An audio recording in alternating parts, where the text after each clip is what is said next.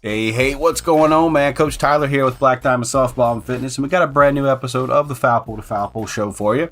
As always, it is brought to you by our friends over at the Carolina Patriot Collegiate League. If you guys haven't checked out the website, cpatriotcl.com, please do so. There's a lot going on, man. All the details are there. If you're a college athlete, incoming freshman to seasoned veteran, maybe in the transfer portal, this is a place for you to hone your skills, get a taste of the college softball action, and so much more. Make sure you jump over there, register if you want to play this summer. Going on between the months of June and July up in the Fayetteville, North Carolina area. Fans, this is going to be a great experience for you. There's a lot going on. Check out the website so you stay up to date on all the details. This episode is brought to you by the Nexus Mount. Our turnkey kits provide a secure and hassle-free way to attach multiple devices to any fence, net, and tripod. Crafted from lightweight aluminum with a powder-coated finish, our mounts are built to last. But that's not all. Our innovative design features a removable shade cover to protect your devices from direct sunlight during outdoor streaming events, minimizing the risk of overheating. Don't settle for anything less than perfection. Unleash the full potential of your streaming experience with Nexus Mount. Visit us today at thenexusmount.com and elevate your game. Man, I'm telling you guys, if you haven't checked out the Nexus Mount, please do so. There is all kinds of stuff over there that's going to help you guys capture those game moments for your little ones. I know you're trying to battle. Make sure you're getting the clips and putting together highlights and stuff like that. Maybe you're sending them over to a scout or a college recruiter or a coach or something like that. Man, take the guesswork out. What's the best one? How do I use it? This and that. Check out thenexusmount.com and you'll thank me later. And when you do, make sure you tell them I sent you over there. All right, man. There's been a whole lot of stuff going on lately. Dealing with a lot. And I wanted to talk a couple of minutes about sort of that word change and how hard it is for anyone to change. Doesn't matter if you're, changing a lifestyle, changing habits, changing a school, changing a job. Man, change is tough. And the fact of the matter is, we can't change anybody. We can talk to them all day long about you need to be doing this or doing that, and they can come to us seeking advice and all that kind of stuff, and they could be gung-ho about it and ready to make that change. But unless you're that person that is finally hit that point where, change has to happen or nothing else, they're just not going to change. And, take it from my experience, anytime I've wanted to change something, whether it be a lifestyle change or just eating habits or coaching styles or whatever, man, it takes a lot. It's not something that you can just do overnight. For the lucky ones, when you finally just go cold turkey on something, yeah, I guess, it happens or whatever, but it still doesn't make it easier. And a lot of you guys have known my personal story. And I'm not going to get into my personal story on change, but there's a lot of examples that I could pull from. So as these young athletes are going through their high school careers and, going through the academic curriculum and trying to figure out, do they play school ball? Do they only play travel ball? What team is the best fit for them? Is going to get them the most exposure to get them to where they want to go with their end goal. I mean, there's a lot. I mean, a lot of stuff changes, and change sometimes isn't good. Change sometimes isn't something that we want to go through. Maybe a team folds, and you're changing who you're practicing with. You're changing who you're playing with. Athletes have to move because of parents and their jobs and their careers and stuff. And it takes a toll on them. You get into a brand new team and it's like, for whatever reason, you just don't fit in. You wish you could go back. You wish you would have never changed. And then the change on the other side is like, man, I'm so glad I made this change. I'm with a team now that appreciates me. I get along with the girls. I understand what the coaches are trying to do, this, that, and the other. And, so change it's tough. One way or the other. Either you don't want to change and you have to, or you really want to change and you can't. So think about that when you're talking to your young ones, players. Think about that when you're talking to your parents or your mentors or maybe your counselors or whoever.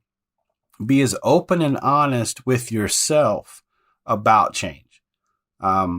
If you assess where you're at right now and you're happy with whatever you have going on, and you want to make slight changes of, I want to work out more, or I want to hit more, or I want to pitch more.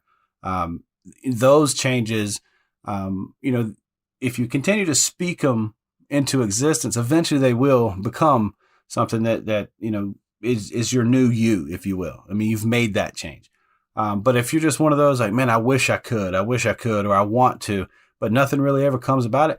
That's just, a dream. That's just a goal, that you're not actually putting any effort into.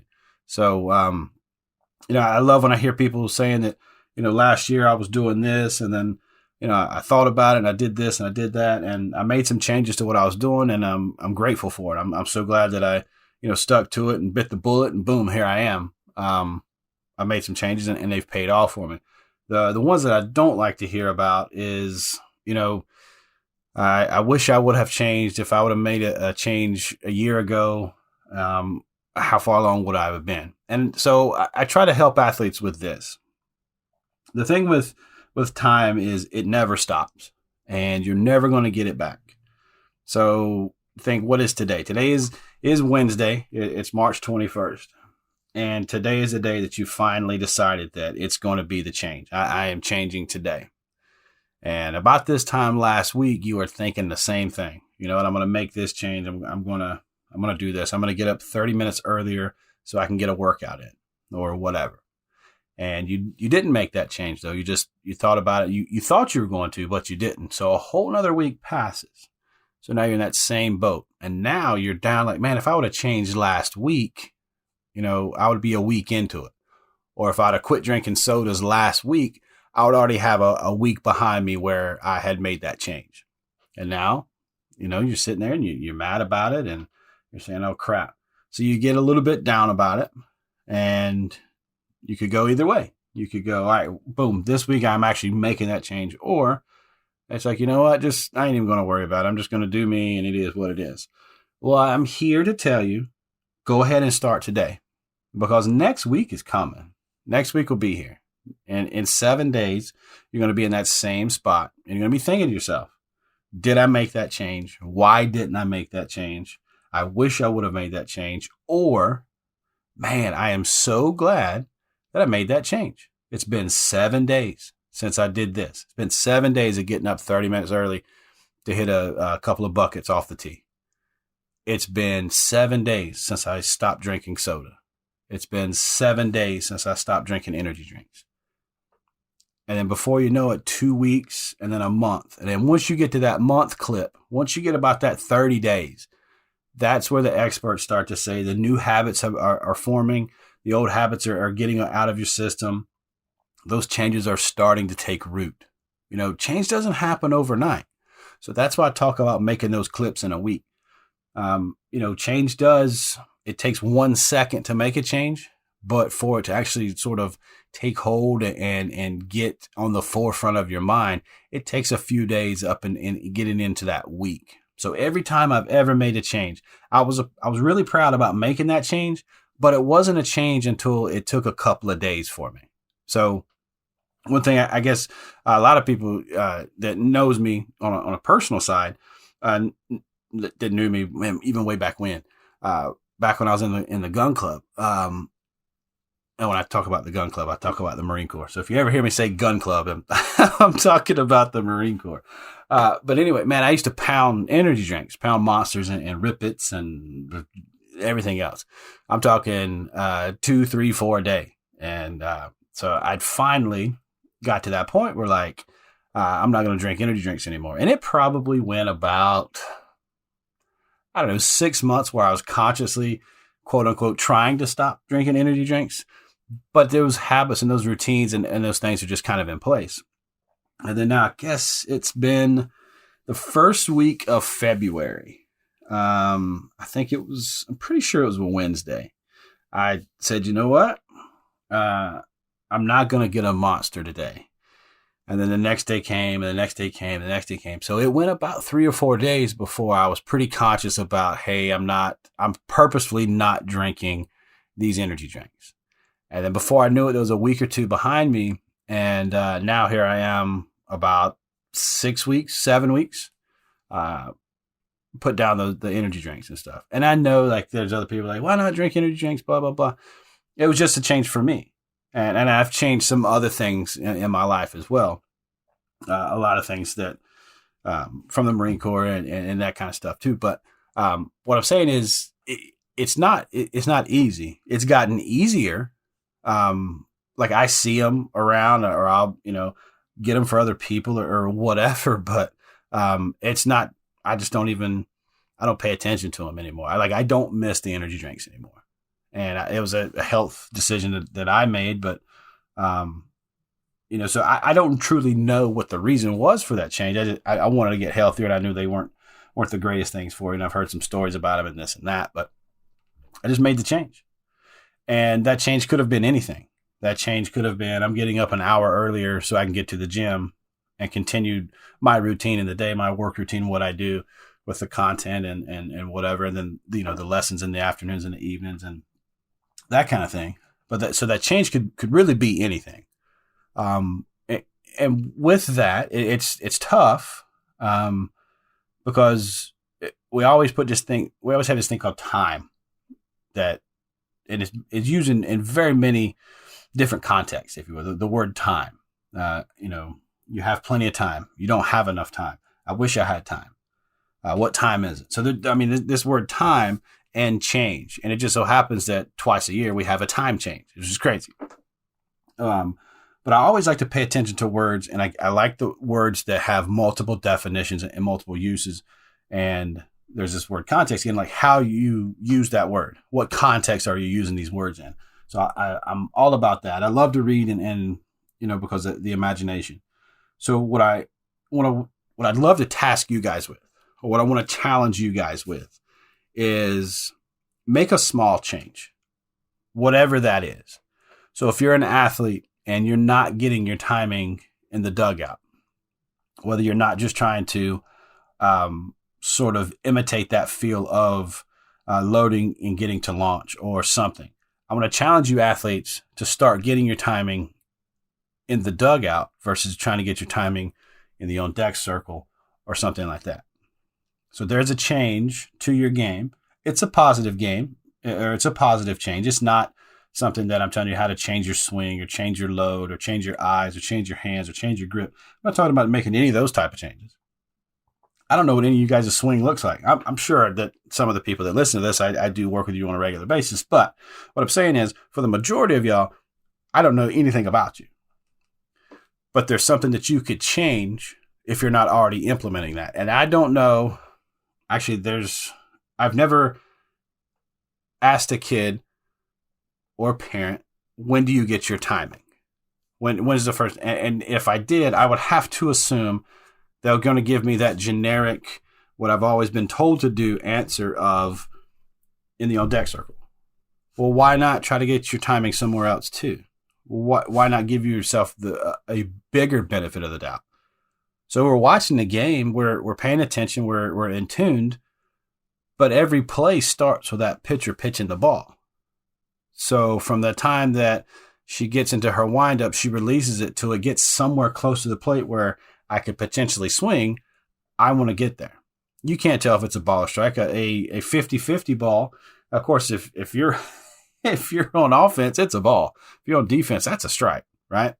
But you can't tell it from that angle you're at, especially in the dugouts or whatever. But you want to get your timing there. So at least you get the rhythm of her windup, because that's where we get our timing started from, right? Her windup. Something has to happen for us. We just don't walk up into the box once we're set and we get loaded, right? You're loaded for forever up there. And I don't teach that. So, but here's a change right here. Start getting your timing while you might be the sixth hitter, but you're able to watch 5 batters in front of you, whether it's you're sitting in the dugout, standing in the dugout, in the hole, on deck circle, wherever. So now you have a little bit better understanding of that pitcher's timing. Now, of course, before you get up there, what could happen? They could change a pitcher, and you're standing there in the batter's box. Now we got a pitching change. But at least you gave yourself an advantage of getting the timing. You're sort of in game speed. So it doesn't matter who the pitcher is. You could get lucky and then you face that same pitcher and boom, it worked out better for you. Or they make a pitching change and you didn't get to use that advantage, but now you've made that change and it's starting to be ingrained in your warm-up. It's getting ingrained in sort of your routine. And so that's what I'm talking about. Something slight, something little, Boom, now you've made a change. And this is something that you can pass on with your teammates and say, hey, if you try to get your timing in here, just sort of using your hips, just loading, not even holding the bat, just kind of rotating. Like, you feel this like little twitch, and it kind of gives you a little bit of a spark, gets you in tune with the game and this and that, gets you away from the drama because little Susie's mad about this or that because she's got to run, foul pole to foul pole because she had an error in the outfield because instead of taking a better angle at the ball, she let it hit her in the chest or something like that. You know what I mean? Or she's got to run a foul pole because she's arguing balls and strikes with an umpire or, something like that. You're not messing with that stuff. You're in the game. And if a coach asks you, say, what are you doing? Just getting my timing. You could teach them something. Who knows? But that's the change I want you guys to make. Try it. See it. Very simple. Easy. Right? None of these changes have to be big. That's why, man, that word changes. It could be something huge. Like, I'm moving across the country. I'm changing my life. I'm going from upstate New York where it's cold year round to I'm going to Southern California. That's a massive change. I'm not talking about making that kind of change. I'm talking about small changes that the only one that really knows is you and the people that you tell. Something like that. If you live by yourself, no one knows if you get up an hour early unless you turn your music on and your neighbor's like, what the heck are they doing over there? Right? Make little changes because it'll give you the confidence to make bigger changes when the time comes. If there's a big change that needs to happen and you've never really changed anything before, chances are you're not going to be too motivated to make that change. But man, when you get that confidence of, I did change that. I wanted to do this and I did. I wanted to stop eating so many carbs. So I'll only eat carbs on Saturdays or whatever your diet is, whatever crazy fad diet you guys are doing. I'm starting to drink vanilla chamomile tea or whatever. All of a sudden, you're drinking that instead of coffee. You know what I'm saying? It's just whatever change you need to make. So if I didn't do anything more than just to put that word change into your brain, then that's it for me. That's all I could do. But change some things up. And of course, if you don't get the results you're looking for, go back to the way you were. Doesn't hurt. Doesn't hurt to change back. That word change is in there, right? I tried to make this change. Didn't work out, so I had to change it back. Your coaches do it all the time. We need to get something going at the top of the lineup. We're going to change our leadoff hitter, see if we can get something going. And if it doesn't work, we're going to put that old leadoff hitter back up there. Maybe that's the change she needed to get moved down a little bit. Maybe we flopped her. Maybe we went from hitting 1 to hitting number 9 or 10. She still, in theory, is that leadoff hitter, that table setter, but it's at the bottom of the lineup. Or we've got an athlete that's made some changes, and man, she's just putting the ball in place, so we're going to have her hitting 2 or 3 because chances are we're going to have somebody on in front of her, somebody behind her to put a ball in play, move that runner from first to third or something. So we make changes. You're always making changes. You're just not conscious about those changes. You're changing what you watch on TV when you get bored with something.